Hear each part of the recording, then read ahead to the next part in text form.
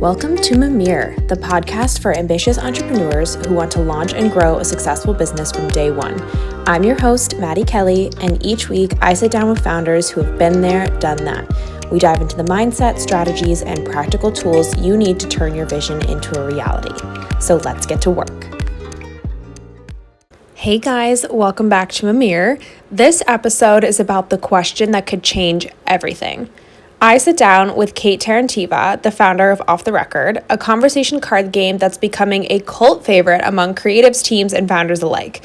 But this isn't a story about going viral or scaling fast. It's a story about building something rooted in real connection and trusting your gut even when it goes against every playbook. You guys will come to learn that Kate didn't plan to launch a product. She was just working behind the scenes as a creative director, helping founders tell better stories. But in asking them thoughtful questions, she accidentally unlocked a bigger insight. People are craving more honest, layered conversations in their work, relationships, and communities. So she turned the 450 questions in her notes app into a product, and then turned that product into a movement.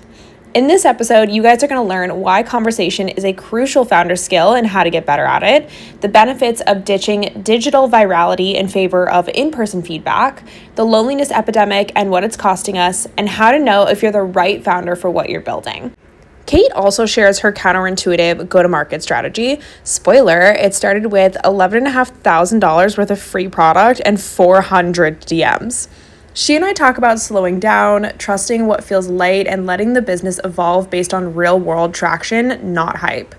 As founders, you'll be networking all of the time, so I highly recommend getting yourself a pack of Off the Record. Kate was actually kind enough to share a special discount code for Mimir listeners, so be sure to listen all the way through to grab the code and check the episode description for a direct link. This episode is for the founder who's questioning the blueprint, who's not trying to copy someone else's path, who just wants to build something meaningful, even if it takes a little bit longer, because sometimes one really good question can change everything. I am super excited to have you here. I do want to say thank you for sending me a copy of Off the Record. I love everything about it, the design, the intention, the impact. It's definitely something I have not come across before, especially in terms of like the product offering. My boyfriend and I played a little bit together, and it was fascinating because I learned some really interesting things about him ahead of us going to meet his family. So thank you very much for that opportunity. I'm so glad. I hope it was all good things. Yes. But No. It's amazing. Imagine I learned that he was a felon previously and has a secret marriage. Right. You're like, oh, criminal record, the length of a CVS receipt. Good. As we're driving to meet your family. No. All good things, I promise. That's awesome. That's amazing. I'm so glad. When you said you felt like you hadn't really seen something like this before, what do you mean by that? Because I feel like there's a lot of card games on the market, and I'm sure you've played a lot of them. It's just always curious. I'm always been interested to hear when someone says that, what you mean by that. Yeah, I think the other card games that I've seen, I just feel like they, and this is probably why this will make sense for you, but I think that the other ones get kind of boring after the first couple because it stays pretty surface level, Whereas yours, I think with the double question feature, really encourage a follow-up question. It's that almost yes and mentality from improv or something like that, which is really helpful. I think also just maybe it's because you're playing with somebody that you really want to get to know. I would love to maybe I actually messaged the team at Monday Girl to tell them about your product, to ask them to bring it to some of their next events, because I would be really curious to see this in a networking setting and to see if that kind of takes things to the next level. Yeah, that's a really good point. I love the improv mention. That's so interesting. I didn't even consider that, but you're totally right. Even if I think about how improv works, it's yeah, it makes a lot of sense. To answer the networking thing, it works really well in networking situations, because these were initially questions I asked to my client. So they're like super work safe to begin with. But also it's really interesting because when I've heard customers who have taken off the record to networking events, they're like, oh yeah, I feel like it's kind of a natural way to fill the awkwardness. You're already there because you want something from the people there. Like, and everybody's there because they're looking for some opportunity. They're looking to build some sort of professional relationship that's ultimately, at the end of the day, transactional. You're exchanging some sort of value. You know that going into this. You're not just there to meet a friend, and you're not also there necessarily to be liked. You're there to be respected. So it already, I think, kind of like really naturally fits into the networking universe, because people who ask thoughtful questions, people who actively listen, people who are great conversationalists in a professional setting will walk away being unforgettable and respected. So I think it's interesting to hear, because I've never heard of an instance, and I'm usually quite good at asking our customers to, like, please be honest. Like, don't feel the need to like over compliment me on my product. Please tell me if there's something that sucks. Like, I want to improve this. Totally. And they'll be like, I've used it at so many networking events and it's amazing. It just spices everything up. Or we end up going back to the conversation of people's jobs, but we don't start there. So like, I was talking with somebody who went to a social media conference, and the card she pulled was, how do you feel about social media? Which is one of the starting questions. Well, interestingly enough, although that person works in social media, they don't really like their job. And she ended up figuring out through that question. She was like, God forbid I ask them, what do you do? And then followed up with, do you like it? It would have just been a whole unpleasant conversation for the other person. Yeah, exactly. That's so fascinating. And you kind of mentioned it a little bit, but I would love for you to walk us through how you got to this point, because your story is so fascinating and I just like love the journey that you went on. So I would love for you to share it with the people. Sure. So I work in communications. That's my background. I built a career as a creative director, started first as an art director. And I never wanted to work for like big business. It's not because I'm against capitalism or anything like that, but more so just because I just don't think there's an opportunity for people that are creative to really see their impact until way, way longer. And also, if you're very career driven, it can take a while for you to actually climb that ladder. And I had some pretty big goals by the time I turned 30.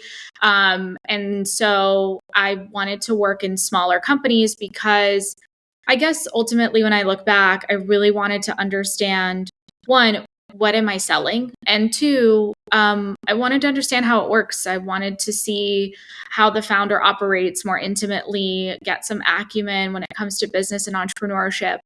And in a startup or a small business environment, you just have access to that just already based on how the team is built. It's very lean. It's a very intimate structure, or quite cozy. Yeah. So I was working in corporate. I left in fashion, and I left in 2020, and I started my own consulting business working with startups and small businesses and helping them understand the value of creativity and storytelling and communication with their customers to really build that bridge between their brand and their consumer. And I have a very holistic approach to marketing. I have done a lot of self-study when it comes to human behavior and psychology, neuromarketing, which is the effect of advertising on the brain. And I realized that the end story that you tell to the customer really starts with the founder or the CEO. And so having like very intimate professional relationships with these people, because it's like me, them, and maybe 5 other people on the team constantly interacting with leadership. I just started asking them questions about themselves to get to know them, to understand, okay, how do they think? What is the solution that they're trying to propose here with this product? What is the overall vision of the business? And if I asked it straight up, I would just get this like very corporate jargon pitch that they would pitch to an investor or whatever, or like a very well rehearsed play. And I didn't want that. I wanted to hear like, what triggered you to start this business? Is it something in your family? Is it something that you care about? Is it something in society that you've observed and you wanted to change? Is it a gift that you have that you feel like other people should have access to? And then I started writing these behind it. Exactly. But from a holistic perspective, as opposed to like corporate jargon. Totally. And then I started writing these questions down. I didn't really have any rhyme or reason for doing that other than convenience. And I ended up amassing 450 questions. Damn. Give or take. In my notes app. Nothing crazy. Just like something I could easily pull up and be like. Just a casual 450 questions in the notes app. Just a casual, yeah.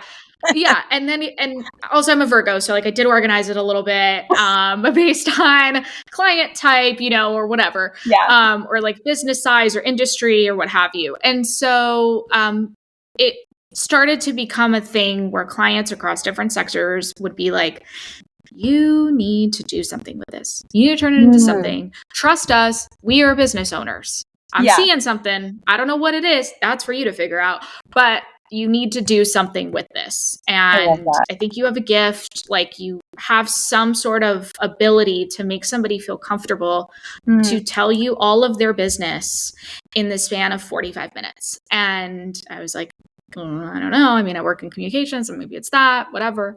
And I started kind of reflecting and I started doing research because once again, I'm a Virgo. I can't avoid that. It doesn't have data behind it. We're not doing it. We're not saying it. And parallel to that, I think a lot of these conversations of asking clients, like, what is it? Why do you think that this needs to be something? I ended up realizing that I was building these really strong professional relationships with people, almost to the point where like we are now basically friends.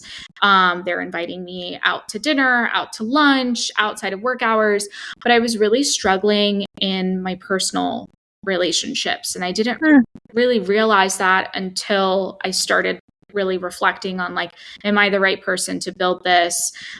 What is the problem at the end of the day that I can solve? And I was like, oh my God, how many other people are struggling with conversation in their personal lives outside of the communications industry, outside of like having to do Zoom calls? What do people do when they log off of work? Like at the time it was all virtual. Now, of course, we have a different structure. A lot of things are back in office or hybrid. And I'm like, how much are people investing into their relationships? And I started doing research and I found we are in the worst of the worst loneliness epidemic that we've ever been in. And there's a lot of different factors to that. There's, hustle culture. There's the prioritization for being career driven and prioritizing that over some of your relationships. Of course, there's technology and the very fast developments with technology. You can loop AI into that. There's a lot of different things that I think if somebody is very level-headed in relationship building and has strong conversational habits, they use those things kind of as a tool. They don't use those things to replace communication, but the average person is, whether they realize it or not. And we're sticking more to small talk because it's comfortable. We're not really branching out into deeper conversation for very interesting reasons. Like, I don't know how to hold space for this. What if I'm going to be judged? What if somebody's going to think weird of me? What if, something happened? What if? And I was like, maybe this can help people have better conversations. Maybe it doesn't need to be anything grandiose. Maybe we just solve a conversational habit problem where we train people to go from something small talky and chit chatty to something deeper and help them see that like, no, you can do that. And look what it provides to your relationships. Because at the end of the day, and actually Harvard did a study on this. It's the longest running study on human happiness. It's an 85-year study. Wow. And they found that the quality of your relationships determines the quality of your life and your happiness as human beings, not your material possessions, how far along you are in your career, how much money you have in the bank, None of that matters as much as who are you spending your life with and how much are you investing into those relationships. And to invest into those relationships, we need to start talking. And we need to start talking about something more than the weather and work. And, at the very most, do we like it and how many siblings do we have, right? So that's kind of where the origin story of Off the Record started, essentially, and what we're trying to do. It's fascinating because I think this makes perfect sense to me. And what I think is really cool about this is you can use this as a tool, but then you can really train yourself through that use to then be able to stand on your own 2 feet and to be able to go out confidently and know how to have these conversations. But something else that you mentioned that I think needs to be called out here is I think you also have this really cool ability to just ask questions. I can sense that just, from having chatted with you just a few times. And I think that that's such an amazing trait to have as a founder, that genuine curiosity and that ability to not be uncomfortable asking questions. I think that's another issue that people have is they get nervous about asking. But for you, you're just you let that curiosity take over. And it's such I've never heard your story, your kind of story before where other founders were looking at you being no, you have something here, you have to go out and do something with it. And that having just come from your own natural curiosity and drive, I think is really unique in such a cool way. Thanks. I appreciate it. I grew up as the kid that always asked why. So if a parent would say something or an adult would say something, but why? Okay, but why? I'm sure they love that. And I want to get to whatever that is. And that was obviously really helpful when I went into advertising. That is what made me special in that field, is that I just felt like you needed to ask questions to get to the core of it. But yeah, I think as adults, we lose a little bit of that. And it's interesting because, as children, we're constantly asking questions. And that's because you're learning things. So you need to ask a question in order to get a piece of information, absorb that piece of information, understand it, and move through the world now with that knowledge. As adults, we've now accumulated a lot of knowledge. We've also accumulated the knowledge of if I do this, this happens. Yes. If I do that, this happens. If I do this, that, or that could happen. And that creates fear. That creates anxiety. And then we have, with specifically related to social interactions, we have social anxiety, which is essentially the fear of being perceived. So it's not actually that you are afraid of social interactions. It's that you are afraid of how you are perceived in social interactions. And so some of those behaviors of having social anxiety could be you don't go to the grocery store because you're afraid of being perceived. And you're afraid of having those types of, oh my God, somebody's looking at me. Oh my God, you might not go to yoga class for the same reason. What if somebody's staring at the way my leggings look? They're not. But in your mind, you have imprisoned yourself in that thought that people are constantly looking at you and they're making judgments. And in reality, they're not. But it's very understandable based on kind of the society we live in.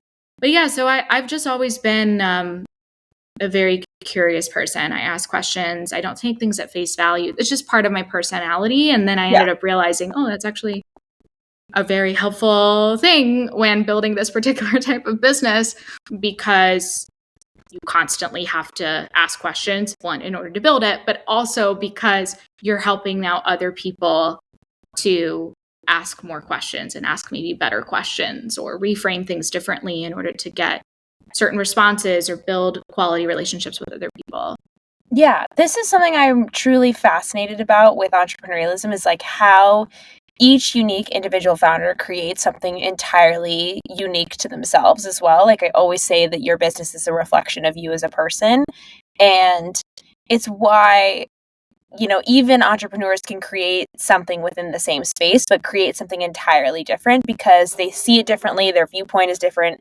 And I think that also comes from their backgrounds, right? The way that they were raised is different and the way that they experienced life was different. And so what they're creating is equally different. And it's just one of those moments where I sit back and realize I just am obsessed with this space so much because of examples like this, where it's only, you could make this product because of who you are and how you moved through life.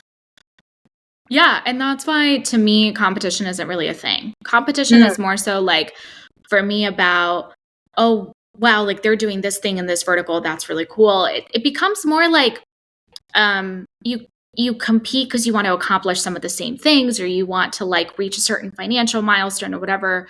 But even different card game founders, I'm friends with some of them. I have no problem being, because I know that they're dominating a space that I have no interest to dominate. I have an acquaintance that makes card games.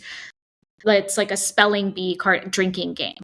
I'm sober-ish. I don't really, that to me, that's not a thing that I could be like, yeah, I'm gonna, go do that and build the same successful business that he did. Maybe I could make the same product with the know-how of how to make a card game, but certainly I don't think I'm the right person to make a drinking spelling bee game.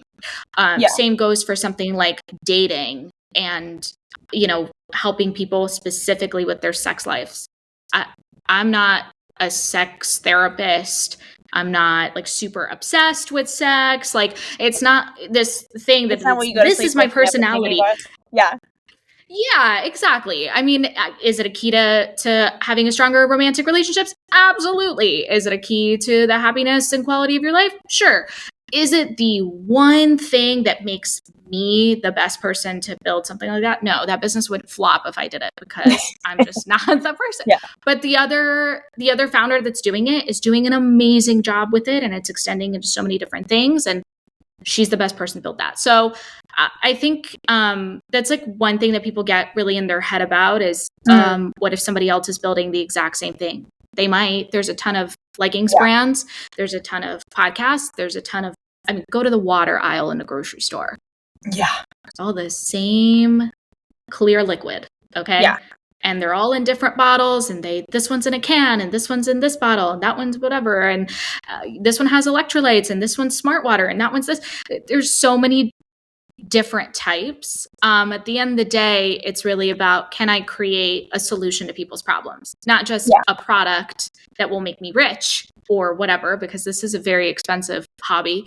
But more so, can I solve people's problems? And sometimes you have to go through multiple different business ideas.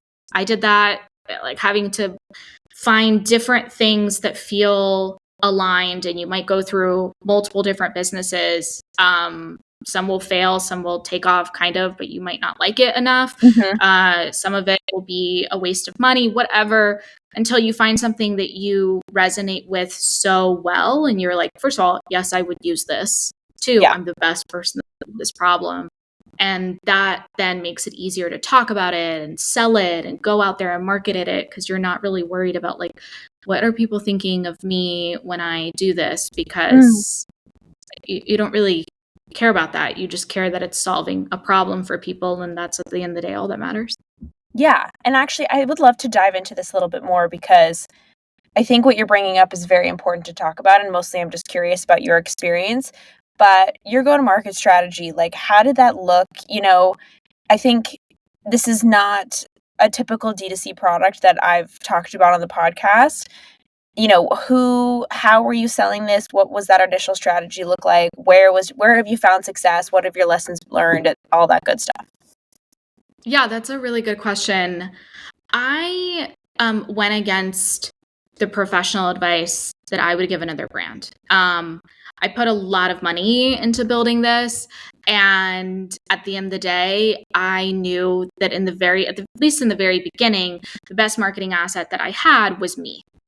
And so I started tapping into all of my relationships. Initially, that started with family and friends, but my test and kind of proof of concept was, can I get strangers to buy this? People that are not incentivized at all to please me in any way. They have no personal relationship with me. They don't know anything about me. And obviously friends and family were very supportive, but then when I saw strangers buying it, I was like, oh my God, this is amazing. I would just contact people. Initially, it was just like, I would contact old clients of mine, current clients, people that I was chatting with on LinkedIn, people that I was texting or communicating with email, whatever. Like I was just telling everybody that I knew, regardless of the depth of our relationship, that like, this is what I'm doing. I think you would like it based on the things I know about you. And that's kind of how it started initially. We really didn't use social media much. We didn't use email marketing. Again, as a creative director in advertising, like I would cringe if somebody said this to me. Oh my God, we didn't do any of these things. I'm like, oh, could you not do that? Yeah. But I don't regret what I did because it gave me a lot of very intimate feedback. Because I would reach out to a specific person. Yes, that takes a lot of time. Like, okay, maybe you could get AI to automate it. I wouldn't. But, you know, you could find different ways to make this easier. But I didn't necessarily want to make it easier because I wanted feedback. I wanted like, okay, this is what we're doing. I think you would really like it. In some cases, we also like did launch codes for people. Like, you know, I wrote out like their specific name in a code and I would send it to them and like, here, like, I want you to try it, blah, blah. And later they would come back with a piece of feedback. Oh, this was amazing. Or this helped me with my grandkids, or this helped me with my team member, or this, whatever. And I would get these like really intimate, in-depth pieces of feedback. And I started learning about, okay, this is how the user experience is going. This is what people would love to see it turn into. Some people would provide product ideas. Some people would provide like thoughts, maybe like design changes, whatever. And I just started accumulating it. And then towards the end of Q3, we got a really great opportunity to participate with a conference. Female Founder World was running this summit. And I had been in touch with their organizer through my fashion job many moons ago at this point. She got married in the dress of the designer that I was working for. Okay. And so I reached out to her and I was like, hey, like, are you guys working with brands in order to like, you know, gift bags? What's happening there? Yeah. And this was the first time that they were ever doing this summit or this conference. And so it was definitely a risk. And she was like, yeah, we have 400 attendees coming. And so I was like, oh, okay. So I sent $11,500 worth of product to her, being like, might not work out. For free. It worked out really well. We ended up finding our first hire through that. We ended up finding an opportunity to do our like second ever pop-up at South by Southwest. So many, like there were reorders from that. And I was like, the entire summit that was happening, I was on my phone and I was like, anytime that they're posting a story, I'm going to the person that they're reposting it from and I'm messaging them. Oh my God, I hope you had a lot of fun. Did you like the gift bags? And it was like 400 people that I was doing this with manually on my phone. People would be like, this was the best thing I have ever gotten in a gift bag. And I'm like, boom. That was like, that's where it really made me be like, there's traction. This is happening. Like, this is a great product. People are loving it. They're using it. They reordered to buy for gifts or whatever. And so that opportunity is really what started building more relationships on the back end with like other professional organizations or just, you know, even just customers, because the entire audience for this summit were aspiring or existing female founders. So they were in the workplace. And I kind of knew that because this product started as something that was work safe, they would resonate with this. Also, they're there networking. Like, I feel like I would get pretty good feedback.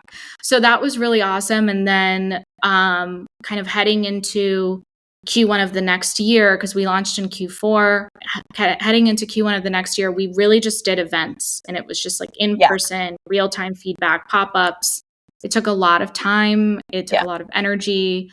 But it was really helpful because it gave a lot of on the ground feedback. And you're also being rejected a lot. You're working your ass off to woo, let's say, 500 people that walk through this pop-up throughout the day.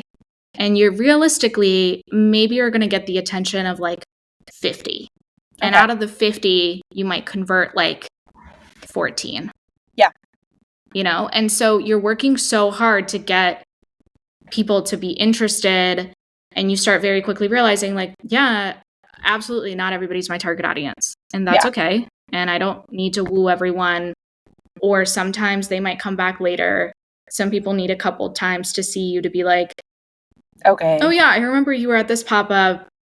And actually, this looks really cool. And I thought about it last time. And you're like, oh, well, because last time you told me that you were a really great conversationalist and you don't need this. And they're like, how did you remember? And I'm like, oh, I remember. Like, I remember. And you start this whole thing. And like, it's just, I think initially my gut was like, this is not a product that I need to just sell through social media. I think I would get the most amount of value by really focusing on like in-person things, because this is an in-person experience. So I want to see how does it work in real life before prioritizing the digital world and social media and people that are, they're doom scrolling through TikTok. Yeah. I'd rather see how does this work in person and it just kind of like snowballed from there, from like event collaborations and all that kind of stuff. So yeah, it's been pretty insane. Well, I think that's really cool because when like the through line that I'm hearing through all of this is quality over quantity. And I think that obviously like lines up really well in parallel with the purpose of the product. But it's an interesting strategy because it does go against the convention where like you think, oh, well, like I think everyone's first instinct is like, oh, well, I'm just going to go viral. Like that'll solve all my problems. And I've always been a big proponent of like, I think that's probably the worst case scenario that could happen early on because you're most likely like not prepared for that. And then on top of that, to get feedback, like especially early product validation, that's another moment where people are like, oh, we should go quantity. We want as much feedback as humanly possible. But your approach was much more like quality. You want to get real feedback that can really inform the product in a good direction. You don't just want like basic feedback. You want something that's like actually super helpful and in depth. And then the other strategy, like leading into events with that, I think is also perfect because it's like your product is situational. And then to put it in that situation, I think is just like a great snowball effect because then people are like, oh, this shit actually works. And it's also a strategy that I don't think enough people employ that I think is really intelligent, especially early on. Like the biggest issue at the early stages is brand awareness. And the easiest way to see quick traction with brand awareness is to get out and get in person at events. And I'm also glad that you kind of talked a little bit about what that actually looks like because, I've only done events relatively recently, like going to conferences and stuff like that. And it's very refreshing to hear somebody talk about that experience from like a reality perspective. You're like, yeah, 500 people are going to walk by. But realistically, you're going to have a good conversation with like 5 that are like super strong, like meaningful conversations. And it can feel hard at times because you're like, am I doing the right thing? But when those hit, you're like, okay, no, we're good. It's working. Yeah. And it's kind of, it's kind of comparable also to digital KPIs, right? So like the realistic, and in some cases for big brands, it can be like very aspirational, like conversion rate on their Shopify is 1%. Yep. It's not a lot of people, but it's a concentrated group of people that feel like they resonate. So you get that same experience in person. The other reason why I was like, I don't want to just focus on virality and digital feedback or engagement is because, well, it's so easy to hide behind your phone and say whatever. Yeah. But when you're in person and you are face to face with a vendor, or as a vendor, you are face to face with a customer, the conversation's different. You have a very real human interaction. And I've seen so many times, even working with brands on the back end, how much they care about social media and how much they're like, oh, we need to get our engagement. We need to get our followers. And like, how many of the followers converted? Yeah. And it's like, like maybe 1%. I'm like, that's not bad, but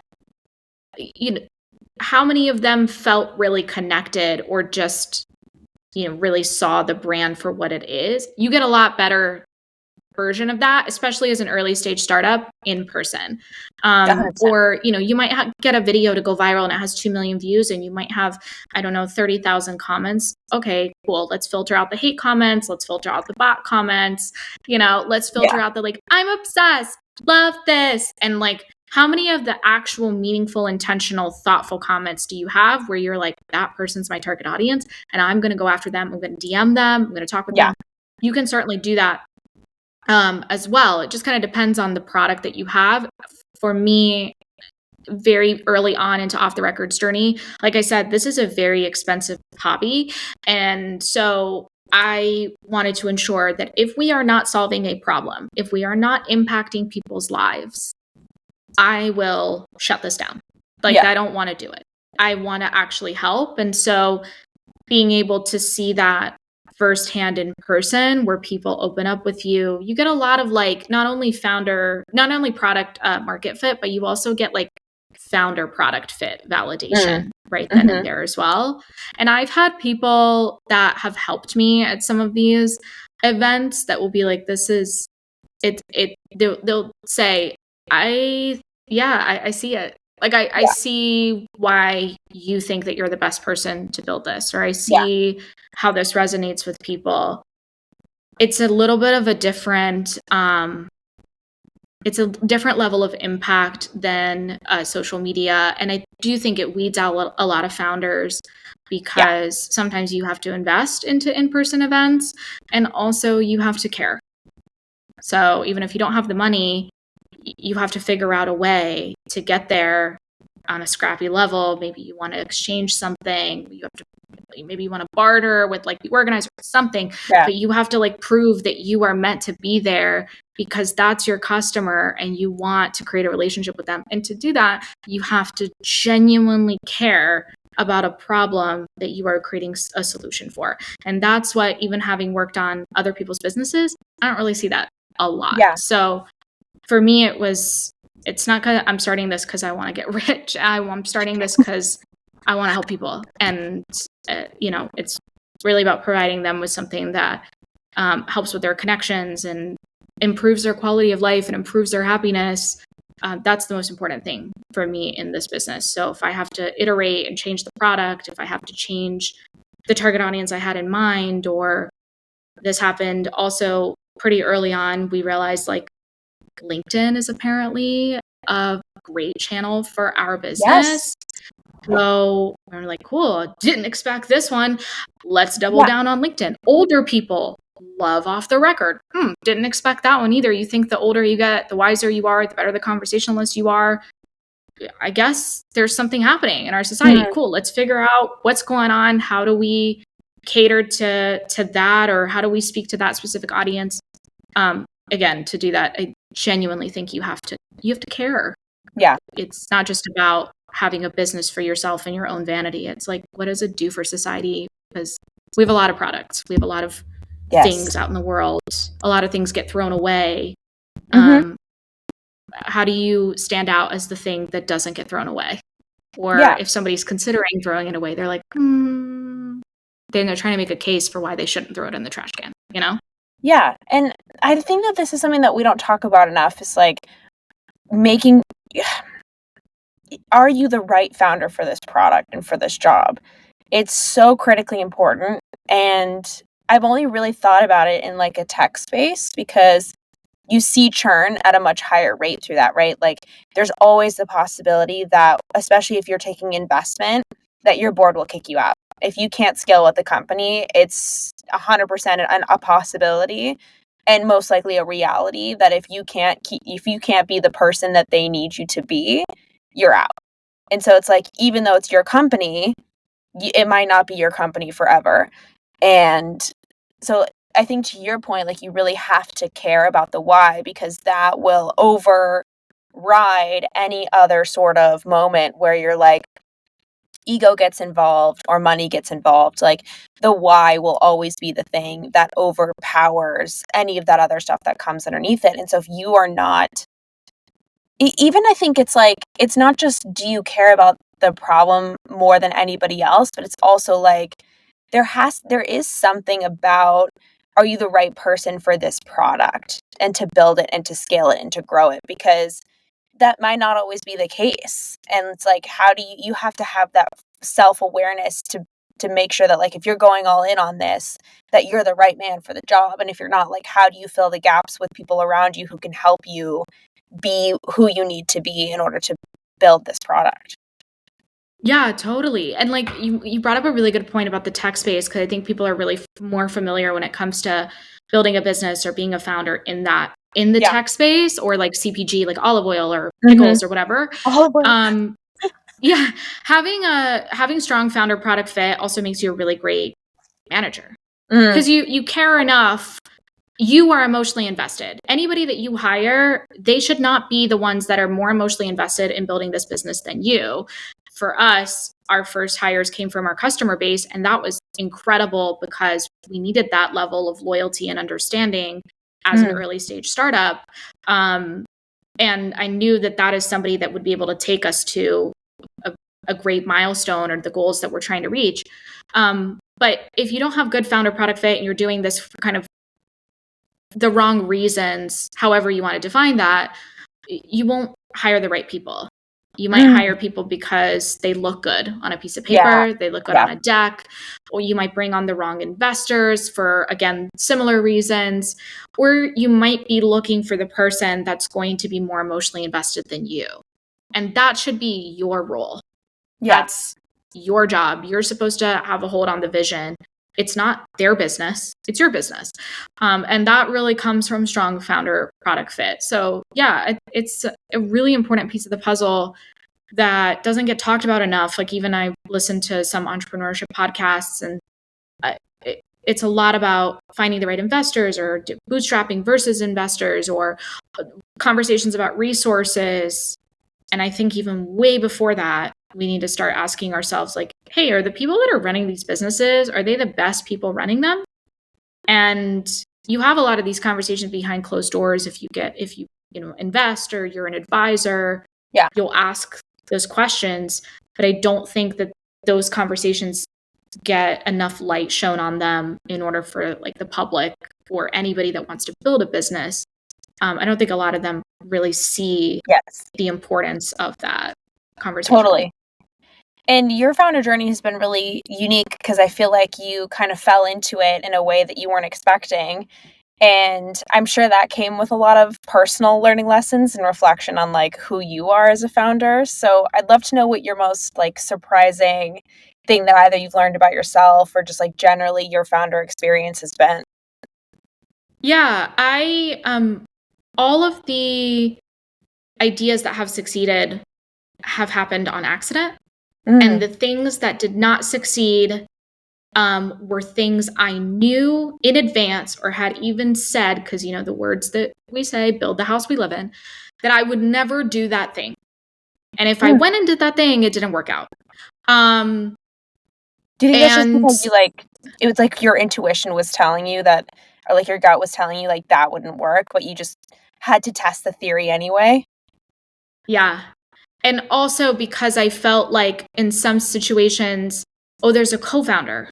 Somebody can pick up the slack. Or maybe I don't have to be as emotionally invested. Maybe, there's a certain thing I don't necessarily have to learn because that person knows. It can get really, like, those types of things can get really dicey. Or it was just something that, like, and this comes with being in the ad world, is like you come up with so many ideas. You're coming up with ideas all the time. That's literally what I do for a living on that side of things. And not all of them are ideas you need to do. It could be just like, hey, I have this really cool idea, and this has happened to me as a creative director, but I'll have a cool idea, but, like, I don't need to make that idea. Like, I could give that to somebody else that I know would be way better than me at making the thing. The same kind of applies in business, where sometimes I've had, earlier on in my career, I had an idea for a business, and I was like, I just need a co-founder, and I need, like, somebody technical, because I'm not that technical person and blah, blah, blah. Well, the idea was just good, but I didn't need to build it. So stuff like that. But the things that have worked out thus far, knock on wood, have been things that happened completely on accident. It was like, well, I guess we're doing this. Or it was like, there's no other choice. Or there's just some sort of like intuitive alignment that I can't really explain to somebody else, but I feel it really strongly and I want to do this thing.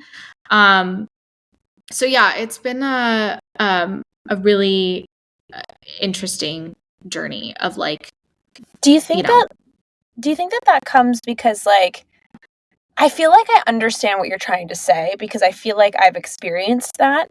And I'm curious to know if it's like, there wasn't really a long-term plan. Like, there's a balance between like, yes, we have goals and we have visions and like, we kind of know where we're trying to go, but how that manifests doesn't always work out. And like, I almost wonder if it's because we're just following like the day to day and like taking the next right step after the next right step after the next right step.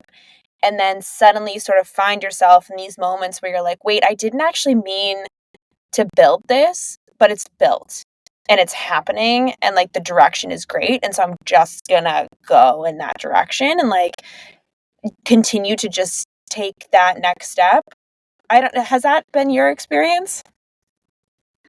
It was with my consulting business. I left my job. I just knew it was time to leave. I kind of reached the ceiling at that company of what I wanted to do. I felt like I got all the information I needed, whatever. It was great.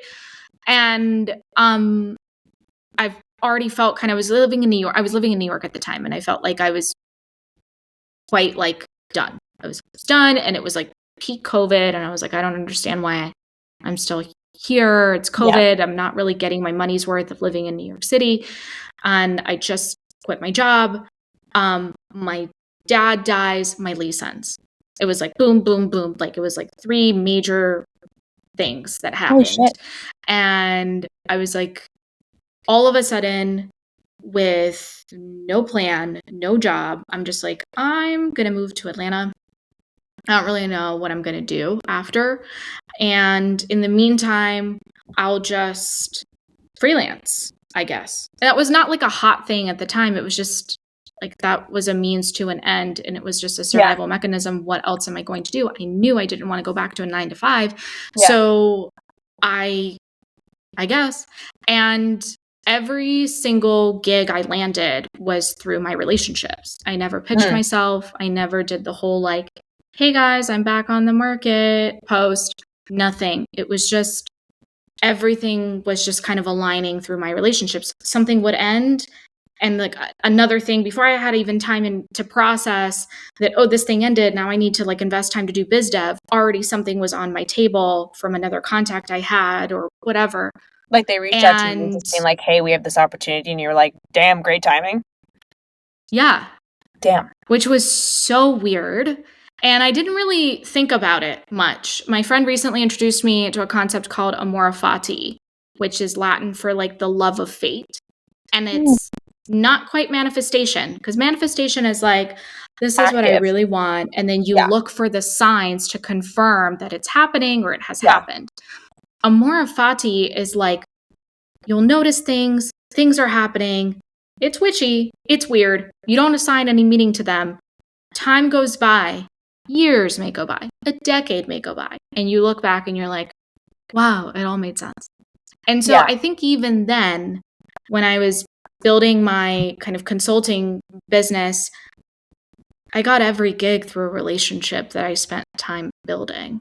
So like when I started building off the record, it was absolutely no surprise to anyone else, certainly not to me, that like when I sat there and thought about it, I was like, I see.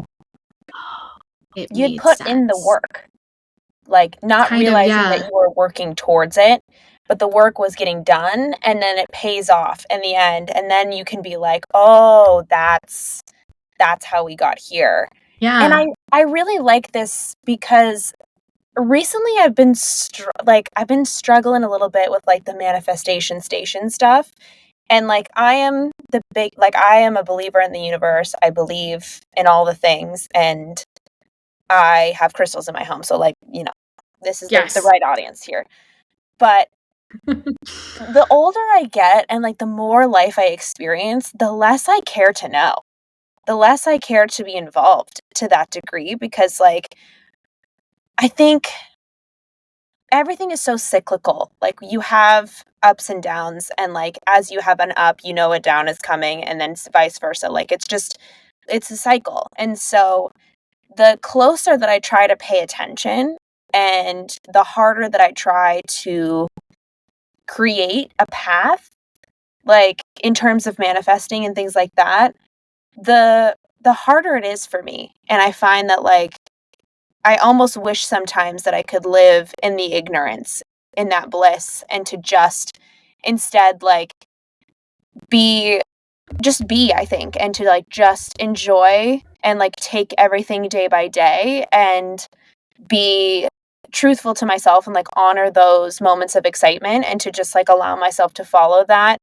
And then because I think it creates a little bit more of, like, nimbleness and agility, and, like, you're able to go with the flow a lot easier because you're not creating rigidity through, like, definable steps. Instead, you're just sort of, like, taking it day by day and being like, well, this is what's happening today. I'm going to deal with what's right in front of me. And then to allow that excitement to drive the hard work, and then knowing that that hard work will pay off at some point. You just don't know how or when. Yeah, you're kind of describing the way kids function in the world. Yeah. And so for me, building a business is like adult kindergarten. Yes. Which is Yes. literally what you've described. It's Yeah. like you wake up, you don't exactly know, like you have a plan and some tasks that you need to accomplish for that day, but like you don't exactly know how the day is going to start. You don't know how it's going to end. You may make money that day. You may just rock at a steady zero that day. You may lose money. Like something may happen. There may be an issue. There may be a conflict. There may be something really great. You might secure, like, it really feels like a child building a castle out of Legos. And you're kind of like, there's a blueprint in my head of kind of what I want this to look like. We'll see if we get there. That's kind of like in how it works in my mind, because I do think a lot of the reason why some of the ideas I've tried in the past didn't work is because I put so much pressure. Maybe I was already misaligned with them to begin with, but I was putting so much pressure into this working. This has to work. If it doesn't work. And for whatever reason, maybe it was a misalignment, maybe it was too much pressure, maybe it just wasn't meant to be for some unexplainable reason that only the universe knows, and I'm not maybe meant to know right now. It didn't work. And yet when I look at things that have worked and how easy in a lot of ways it's not been perfect, but some of the process of it has been relatively, like, it feels easy. lighter. It doesn't feel heavy. It doesn't feel like a lighter. slog. It feels like you are being guided hand in hand by the universe. It's like, if you've ever read Dante's Inferno, Virgil guides him through, I mean, hell, so maybe not the best analogy, but no, but like kind of so.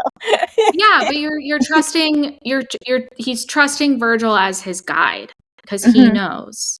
You may not know exactly where you're going, but he knows, and that's all that matters, and you have to place your trust in him. And it's kind of the same situation. Of course, there's more to that, where you know certain things about yourself, and you know things about your grit. You have hard skills, you have soft skills that you can apply. You have all of your faculties where you can be like, I can figure this out if something doesn't go my way or what have you. But I think putting too much pressure on something that may be misaligned to begin with, or maybe the universe doesn't want you to do. I don't know. I wish sometimes when I look back, I'm like, I wish I did a little bit more like reflection. But at the same time, maybe I wasn't meant to. Maybe that was something I was meant to do right now. So it sounds a little woo-woo. It may also sound like to anybody who literally heard me say I'm a Virgo at the very beginning, be like, are you sure? Because that sounds very type C personality. But there's just certain things that I don't know. If sometimes, especially if you've ever experienced hardship, like if you've ever been broke, if you've ever felt like you are in fight or flight mode or survival mode and you've made it out of that, you just kind of know that, like, Yeah. no, the universe really does play a really amazing role in your life. And sometimes you just have to trust it, even if it's hard. Yeah, 100%. Kate, this has been such a meta conversation for me across so many levels.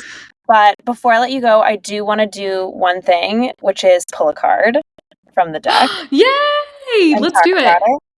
it. Should I just pick one from random? Yeah. Okay. I'm just going to go with whatever one. And don't assume I know, because people are like, oh, I bet you know which one it is by the photos. I'm like, I like to be surprised. Okay. So this is a good one. The top question is, what's a compliment that made you feel special? I love asking this one. Oh my God. This is a tough question. I gotta think about this is a really tough question. What is a compliment that made you feel special? This is not necessarily maybe directly about me.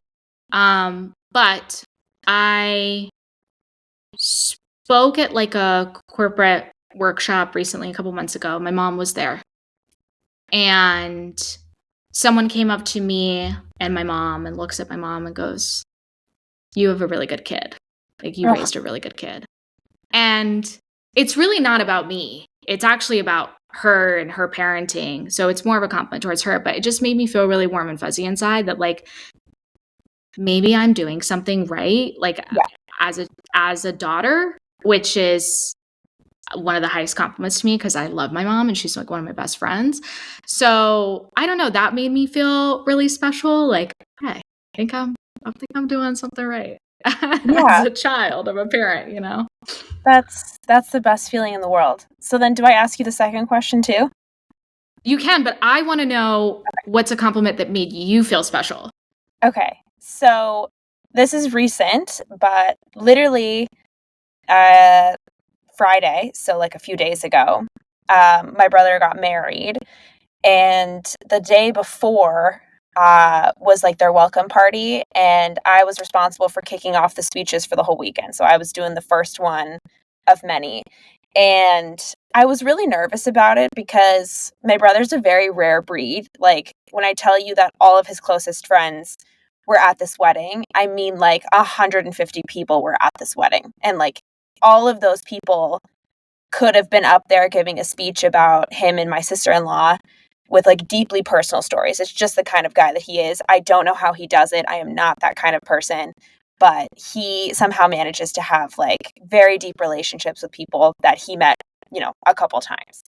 So I was very nervous about the speech because I was like, I'm not going to get up there and be a stand-up comedian. So like, how do I, just speak from the heart, yet like make an impact? So, because I want him to feel special. Like, it's their day. So I want them to feel the love and like to sort of comment on the whole experience. And I was worried also because like it didn't take me long to write. My boyfriend did the ceremony, so he had like a lot of writing and it was taking him like a long time to do. But for me, it didn't take that long. And I was like, oh, maybe it's just not that good because like it just kind of like popped out. And I was like, I don't have anything else to say, so we'll see how it goes.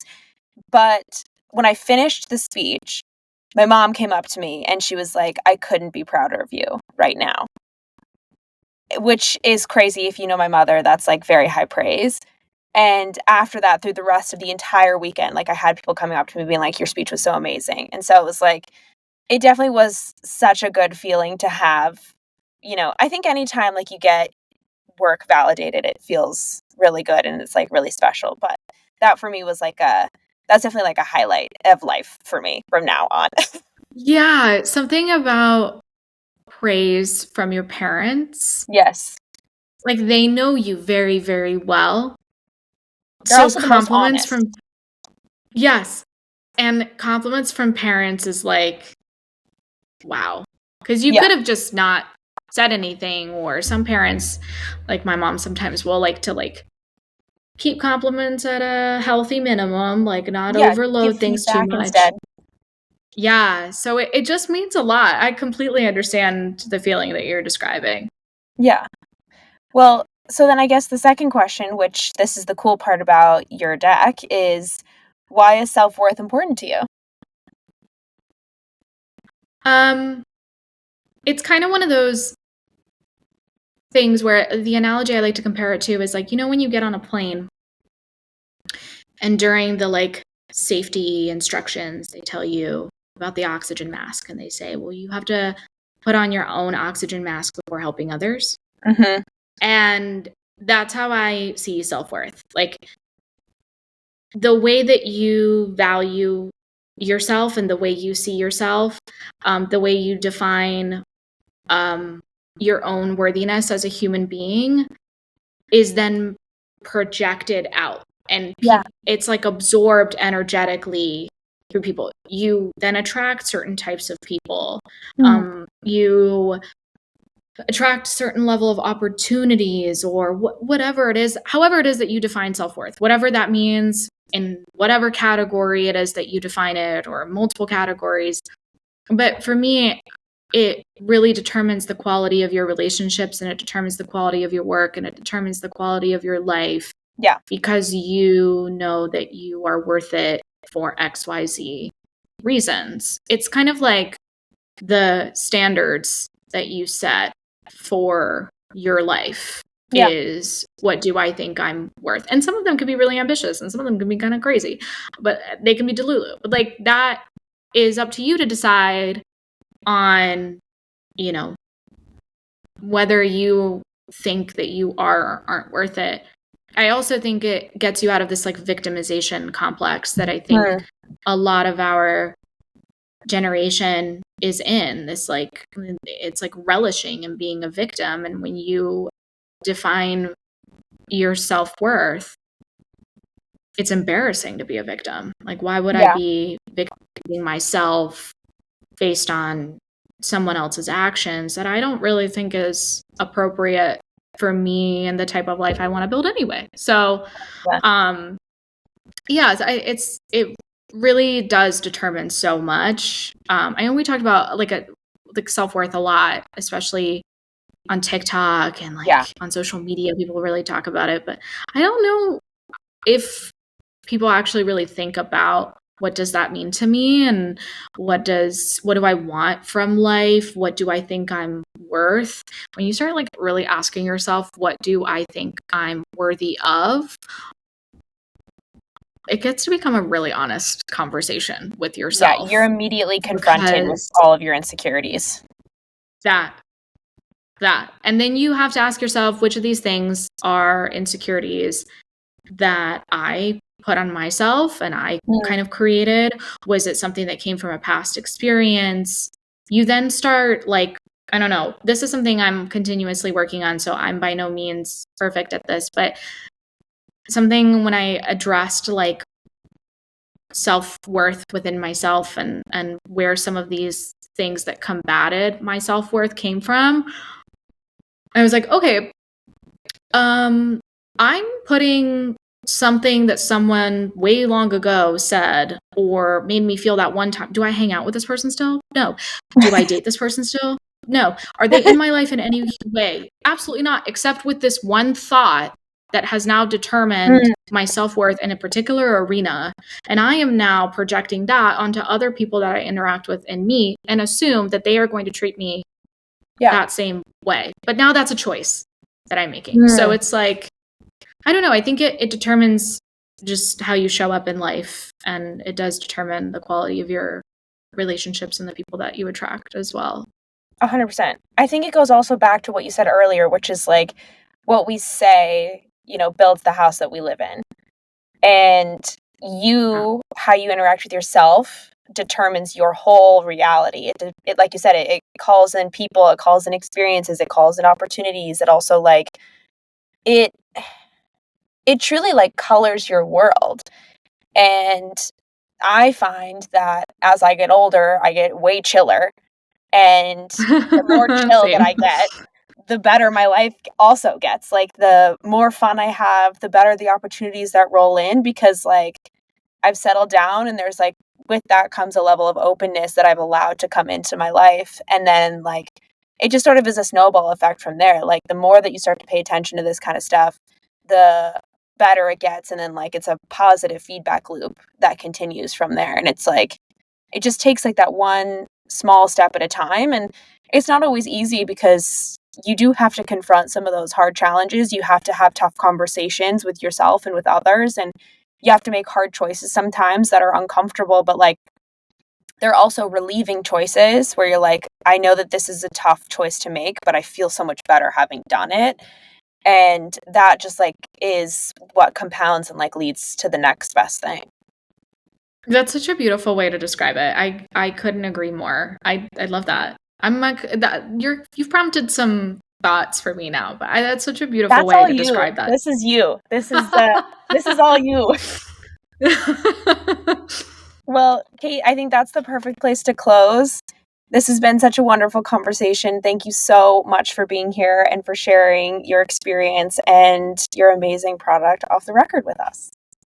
Oh my God, Maddie, the pleasure is all mine. And I'm very grateful that you welcomed me here to share my story, to share Off the Record. And hopefully this will be helpful to somebody listening, or just put a bright spot in their day. That's the whole goal for me. Same. That's my KPI, 100%. And that's a wrap on today's episode. If you found yourself nodding along, or if you got a good idea, please smash that 5-star button. And don't forget to grab your pack of Off the Record using discount code MIMIR10, that's MIMIR10, for 10% off of your order. I highly recommend this if you're going to a networking event, or if you're just looking to get closer with your friends and family. I used it, loved it, 10 out of 10 would recommend. So be sure to click the link down in the description and use the discount code for that. If you guys want more founder wisdom, community, and behind the scenes, come hang out at mimir.ink, join the community. I swear there's some good stuff in there. And between now and then, I will see you guys next week. Thank you so much for listening.